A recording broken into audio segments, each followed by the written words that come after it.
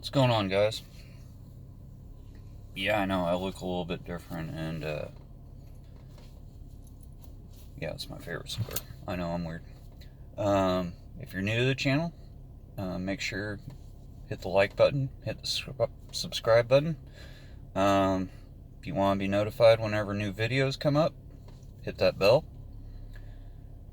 This, as pretty much everybody knows, is a non-monetized travel channel. We are actually getting ready to get out on the road again. First part of April. I think we're going to do the Pacific Northwest and try to stay out of California. So maybe go see the redwoods. That's the plan. I'm still debating on the 1,000-mile trail pass because a lot of you guys know that have been following us for a while. I don't want to say it's so much a van life channel. I mean, yeah, we do travel in a Class B van, a 1996. But we stay at KOAs, we stay at state parks. If we want to get off the road for a while, we'll stay in hotels and visit whatever area we're in.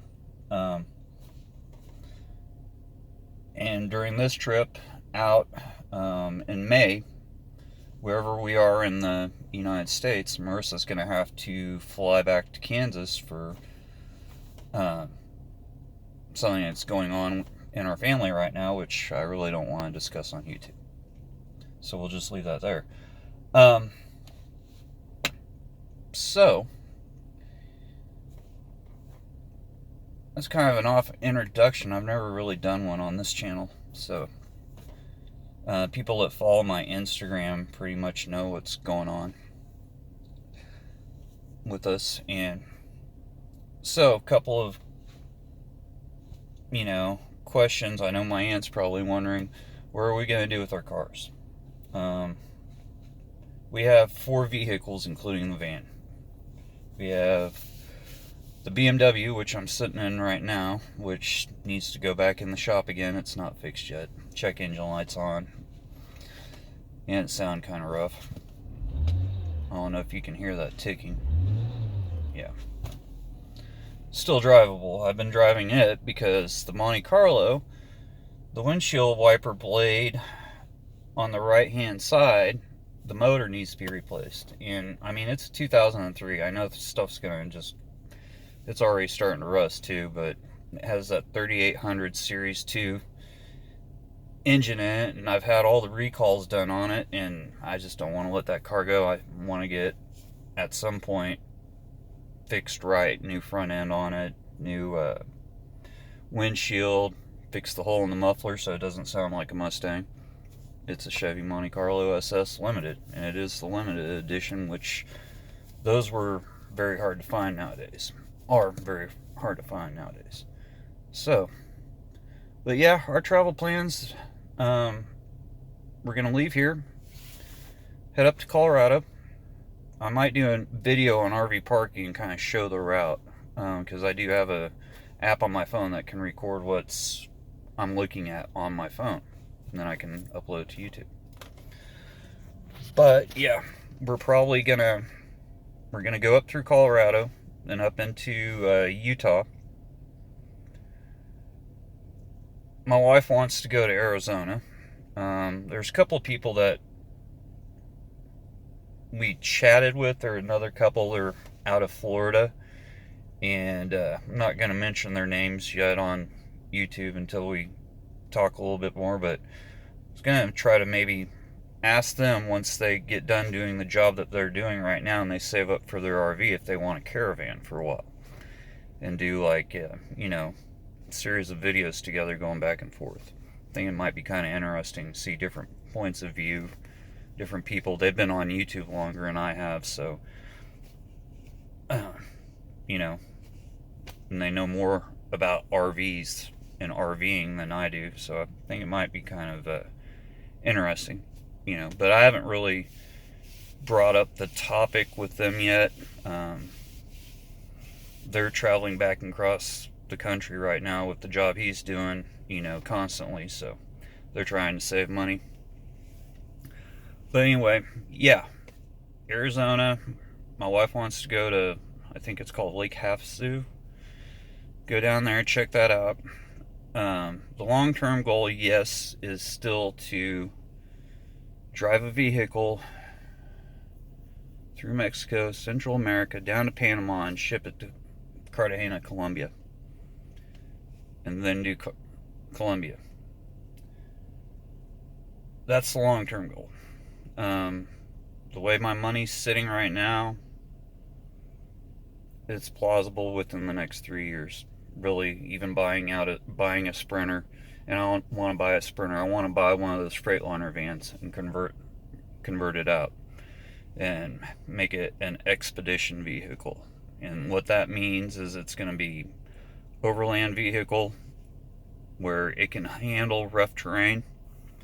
I don't know if you guys are watching Nomadic Movement and a couple other people there down in Mexico and Belize, but it's taking a toll on their vehicles. Really, it is. So if you want to overland, you got to have a really good mechanically sound vehicle, and you got to know how to work on it too, because there's not always going to be a mechanic out on the road.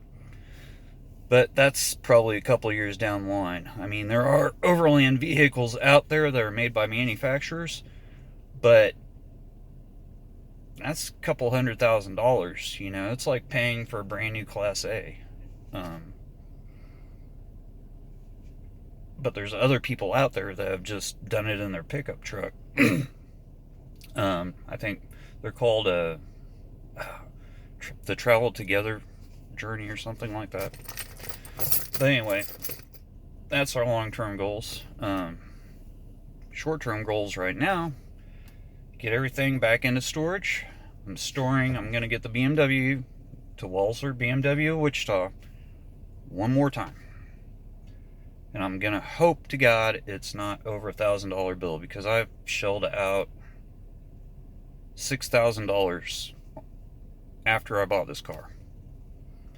And yeah, I'm not a happy camper. And I'm about to probably shell out about another $2,000 for the van, because I should have listened to everybody's advice and winterized that thing.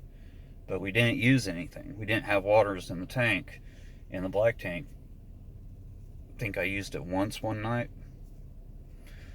So, doesn't look like there's been any damage to it. No leaks.